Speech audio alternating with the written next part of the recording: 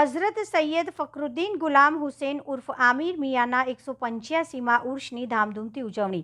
વડોદરા શહેરના દાંડિયા બજાર વિસ્તારમાં આવેલા કોમી એકતાના પ્રતીક હઝરત સૈયદ ફખરુદ્દીન ગુલામ હુસૈન ઉર્ફે આમિર મિયાની પવિત્ર ખાનકાહ રિફાઈ ખાતે તેમના 185માં ઉર્ષ ધાર્મિક ઉલ્લાસ અને શ્રદ્ધાથી ઉજવાયો। આ પાવન અવસરે રિફાઈ ખાનકાહના સજદા હઝરત સૈયદ કમાલુદ્દીન રિફાઈ સાહેબની આગેવાનીમાં જલાલી જલસાનું આયોજન કરવામાં આવ્યું હતું, જેમાં દેશ વિદેશથી મોટી સંખ્યામાં મુરીદો અને શ્રદ્ધાળુઓ ઉમટી પડ્યા હતા।